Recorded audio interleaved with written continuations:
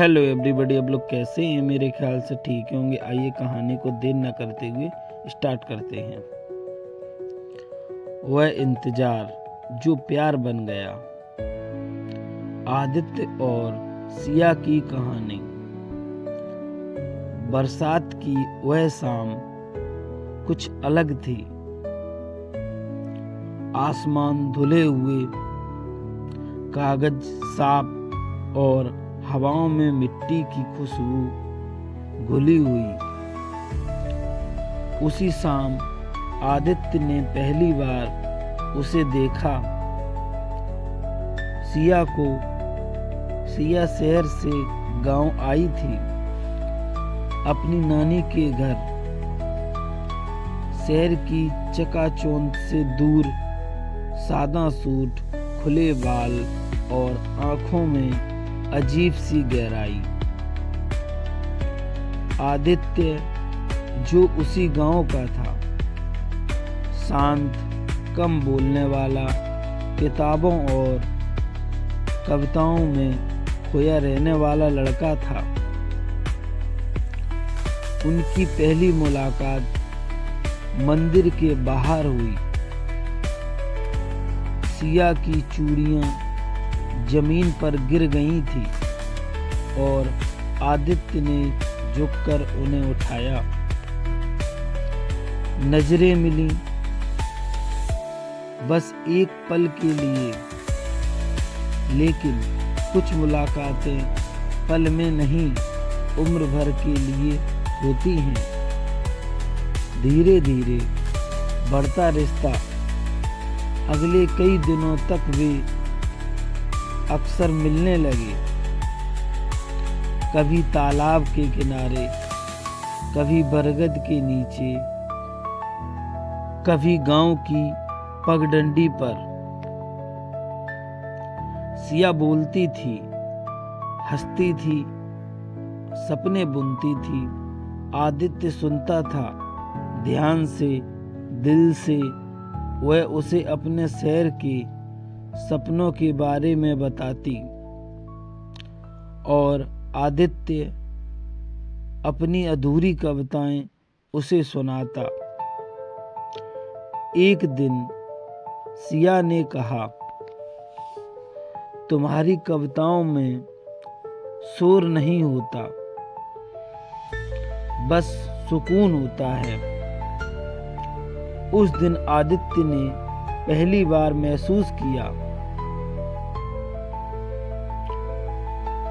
कोई उसे सच में समझ रहा है।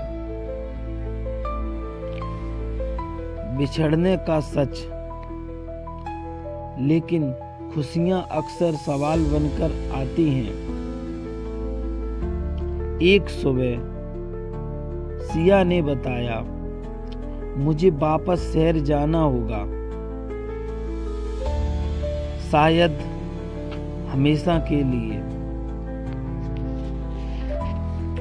आदित्य कुछ नहीं बोला, बस उस रात उसने अपनी डायरी में लिखा,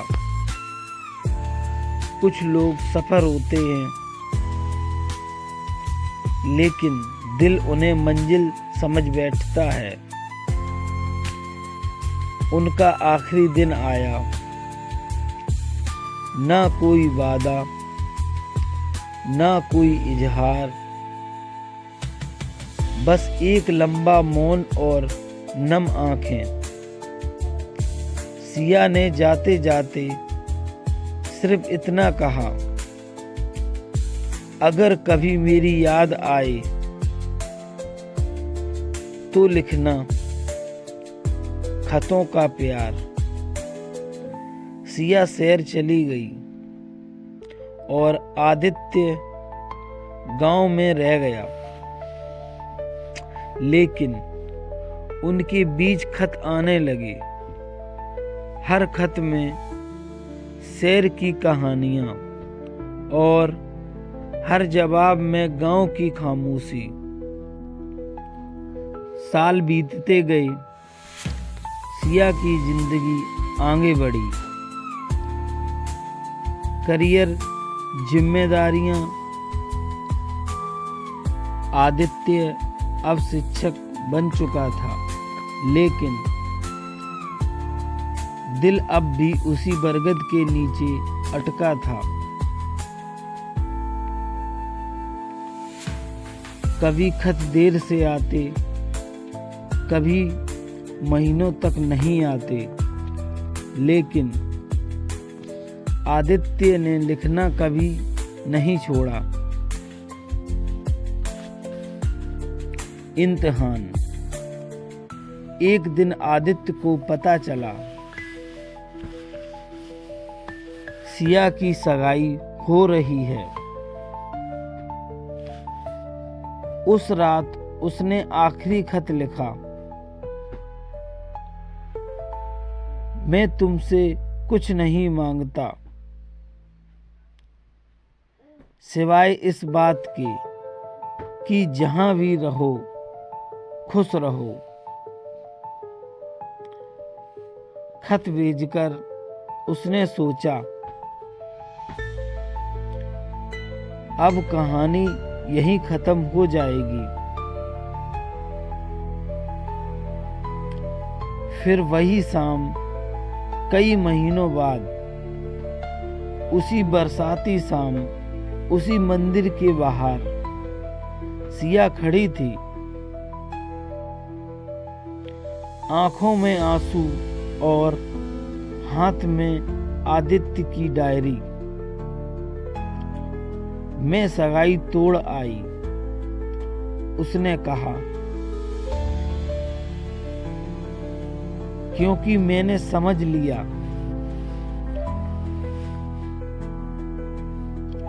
प्यार वो नहीं जो साथ रहे, प्यार वो है जो इंतजार करे। बिना शर्त आदित्य की आंखें भर आईं। उसने कुछ नहीं कहा, बस धीरे से उसका हाथ थाम लिया। अंत नहीं शुरुआत। उस दिन गांव ने पहली बार देखा बरगद के नीचे दो लोग खामोशी में मुस्कुरा रहे थे, क्योंकि कुछ प्रेम कहानियां शोर नहीं सब्र से लिखी जाती है, और यह कहानी इंतजार से शुरू हुई थी और प्यार पर आकर ठहरी। तो दोस्तों, यह कहानी अगर आपको पसंद आई हो तो लाइक कमेंट शेयर करना, चैनल को सब्सक्राइब करना। मिलेंगे अगली कहानी के साथ। Thank you, bye bye.